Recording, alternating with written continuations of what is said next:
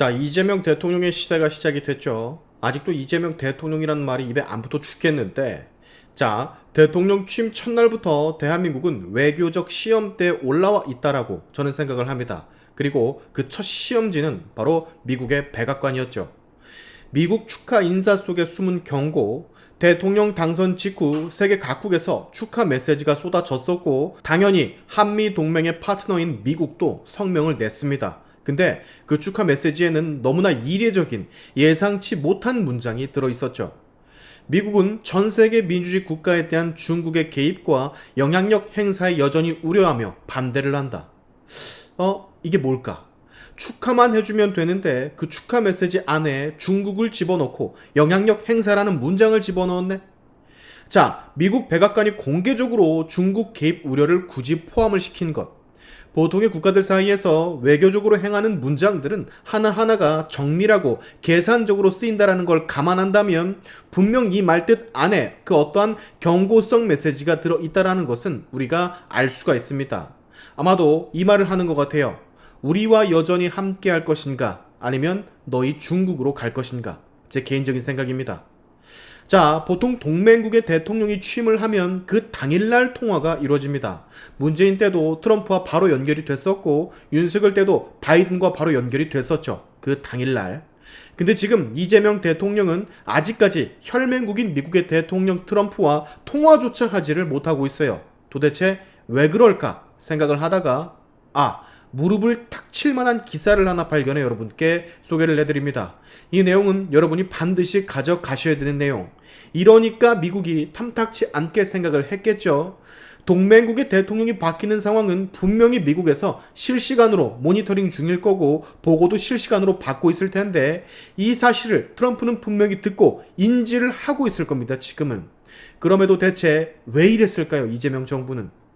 자, 조선일보 기사에 따르면요, 이재명 대통령 취임식 초대 명단에 주한미군 사령관과 주한미국 대사 대행이 없었다라고 합니다. 참석하지 못했던 것 같아요. 이 두 사람이 참석하지 못했다라는 건 실무적 착오가 아닐 확률이 전 많다라고 생각이 됩니다. 다름 아닌 미국인데. 저는 이걸 결례라고까지 표현을 할 수도 있을 것 같아요.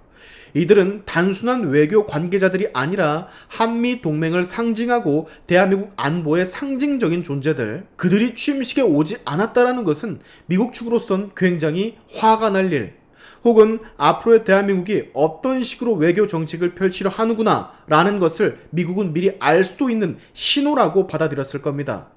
아까도 말씀을 드렸지만 이런 일들은 분명히 실시간으로 트럼프 대통령에게 보고가 됐을 거고, 트럼프 행정부는 이미 안미 경중 기조에 불만을 드러내고 있었던 터, 이번 일은요, 이재명 신정부에 대한 초반 신뢰 붕괴로 이어질 수도 있는 그런 장면이라고 저는 생각을 합니다. 자, 근데 미국뿐만이 아니라 국제사회에서 이 이재명 정부를 심각하게 바라볼 수 있을 만한 사건이 오늘 또 하나 터졌어요.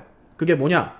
바로 대북송금 이화영의 대법원 판결 확정, 징역 7년 8개월, 벌금 2억 5천, 그리고 추징금 3억 원이 때려졌다는 사실이죠.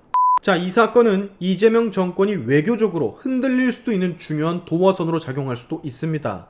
이재명 대통령이 경기도 부지사를 역임할 시절 경기도 평화부지사였던 이화영은 2019년 당시 이재명 지사의 방북 비용을 쌍방울 그룹에 떠넘기고 북한 측에 총 800만 달러, 즉 105억 원을 불법으로 송금한 혐의로 기소가 됐습니다. 그리고 대법은 이화영에게 징역 7년 8개월, 그리고 벌금 2억 5천만 원, 추징금 3억 원을 확정을 했죠.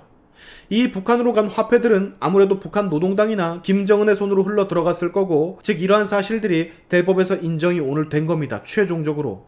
이는 국제사회에서 엄격하게 금지되고 있는 UN 대북 제재를 정면으로 위반한 사례. 근데 우리가 참 아이러니한 건 경기부지사는 저런 형벌을 받았는데 경기지사였던 사람은 지금 대통령이 됐다라는 사실. 우리는 워낙 내성이 생겨서 그냥 흘겨 넘기는 뉴스가 돼버렸지만 이걸 국제사회에선 도대체 어떻게 생각을 할지 감도 잡히질 않을 정도예요. 지금 이재명 대통령의 재판 상태는 어떻게 흘러갈지 모릅니다. 다만 이 재판은 열리지 않고 있으며 민주당, 즉 현 여당은 현직 대통령에 대한 형사 재판을 정지시키는 법안까지 추진하고 있죠. 면소법. 그리고 그보다 한 걸음 더 나아가 어떤 면죄성 법안을 또 들이밀지 아무도 모르는 일. 문제는 이런 일련의 상황들을 전 세계가 어떻게 바라볼까입니다. 우리는요, 질문하고 기록해야 돼요. 대한민국 대통령이 유엔 제재를 정면 위반한 사안에 연루가 되어 있고 동맹국인 미국의 군사 외교 인사를 대통령 취임식에서 패싱을 했으며 미중 사이에서 애매한 균형을 유지하겠다라는 메시지를 내고 있다면 미국을 포함한 자유민주주의 국가들은 우리 대한민국의 현 정권을 어떻게 평가를 할까? 여기에 대해서 우리 국민들은 생각을 해봐야 됩니다. 그리고 답은 꽤나 분명하죠. 미국은 동맹으로서의 한국의 신뢰를 잃을 수도 있고 일본은 한미일 안보 협력을 비교적 약화된 축으로 재해석할 수 있으며 EU 및 G7 국가들은 한국을 회색지대로 분류할 수도 있을 겁니다. 그리고 중국은 이런 상황을 기회 삼아서 한국을 보이지 않는 곳에서 조용히 끌어당기는 전략을 지속적으로 펼쳐나갈 수도 있죠. 만약에 이런 상황이 벌어지게 된다면 이건 단순한 정치적 논란이 아닌 국가 리스크로 발전할 수도 있는 아주 중대한 사건. 우리 국민들은요, 이재명 대통령을 지지하던 반대하던 이런 사건들에 대해서는 귀추를 주목해야만 됩니다. 대통령 개인의 사법 리스크를 넘어선 국가의 외교 리스크가 될 수도 있는 상황이 코앞에 왔기 때문이죠. 국제사회는 지도자의 말뿐 아니라 행적, 배경, 이력을 통해서 신뢰도를 측정합니다. 근데 지금 취임 첫날 가장 강력한 혈맹국인 미국의 수장과 통화를 하지도 못했고 아직까지 지연되고 있으며 그 혈맹국은 이례적으로 취임 축하 메시지에 중국이라는 단어를 삽입함으로써 불신의 신호를 보내버렸어요. 대한민국의 외교가 안팎으로 흔들리고 있다는 증거인데 외교의 시작은 신뢰입니다. 신뢰가 작동하지 않는다면 외교의 외자도 꺼내지 못해요. 그리고 지금 이 대북 송금건과 미국의 노골적인 메시지에 우리는 상당히 곤란한 상황에 빠져 있다는 것을 여러분 어느 정도 감을 잡고 계실 겁니다. 자, 우리가 해야 될 일 기록하고 감시하고 질문해야 되는 거 잊지 않으셨길 바라면서 오늘 샤인투브 여기까지 하겠습니다.